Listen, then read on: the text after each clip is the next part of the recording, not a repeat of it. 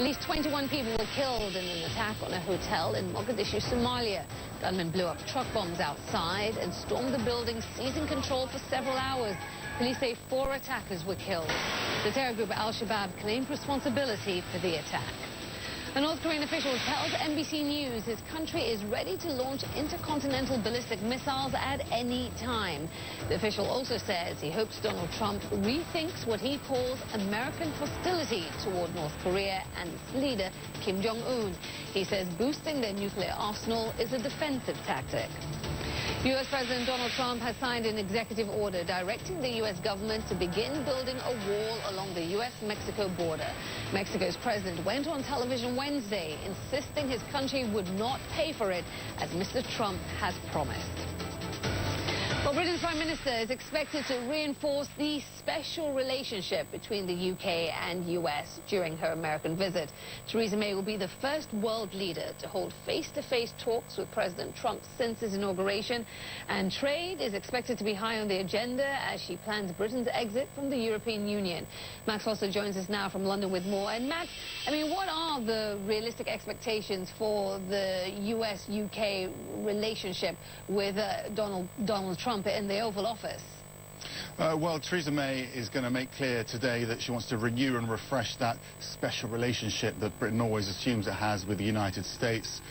And she will argue that that partnership between the US and the UK has created many of the institutions and cultures around the world on which it's based. So she's going to try to re-establish old partnerships and new ones as well in this post-Brexit world. So once Britain leaves the European Union, in order to leave the European Union, there will be costs. She'll need to make up for those costs.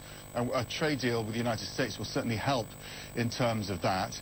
But there's a basic conflict there as well, Aisha, because what Donald Trump is doing is signaling his future, and he believes that's in bilateral relationships with different countries, as opposed to working with the European Union, for example.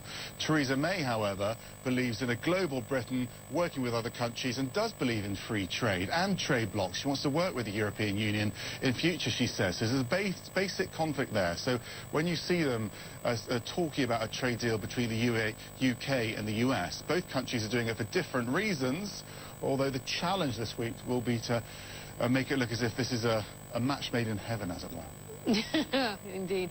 Max, Theresa May having to navigate, as you say, this brave new world with Donald Trump at the helm and the new relationship. But there's also the risk here to the relationship between the UK and the EU and the many, many more days and months of negotiations to be done with them. Well, absolutely. She's about to go into negotiations. They're already going to be very tough negotiations because officials in Brussels believe she just wants to cherry-pick the best parts of the Union that she wants Britain to remain part of. Already that tension there. But for her to be doing a trade deal while she's part of the the European Union, you're not meant to be doing trade deals as a member of the EU, so that's going to cause some upset in Brussels as well, and particularly with Donald Trump, because there's a growing feeling in Brussels that Donald Trump wants to destroy the European Union, and he may be using this deal with the United Kingdom to try to undermine the Union and perhaps tempt other members of the Union to leave it. So she could be seen to be siding with the enemy in a way by signing this deal, and could be weakening her position going into those negotiations, when in theory having a deal with the US was meant to strengthen her position. So it's very, very delicate for her going to those talks with Donald Trump. Yeah, and another area everyone is watching is whether she'll raise some of the contentious issues, statements Donald Trump has made, you know, in the lead-up to him assuming the presidency here in the United States. We know the comments he's made about NATO and the European Union. Theresa May said she will speak frankly, but will she speak harshly?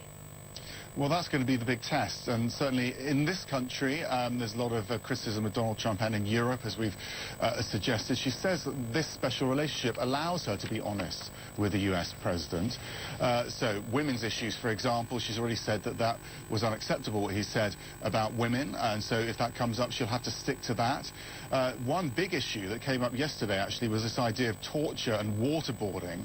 Now, one of the fundamental elements of the special relationship is that Britain is is America's biggest intelligence sharing partner, and they work on similar principles. But I certainly know that within the intelligence community there's a red line there, and that is the legal red line. And in this country, certainly any form of torture, and waterboarding included, is illegal, and the British security services wouldn't be able to liaise or be part of that with the CIA, for example. So she's going to have to make that very clear indeed.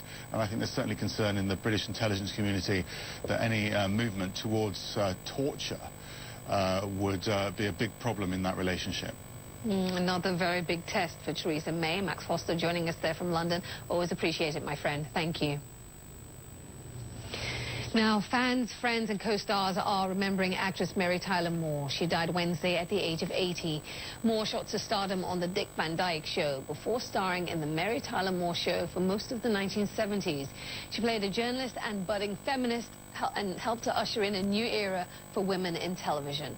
Moore later advocated for juvenile diabetes research and revealed her struggle with alcoholism.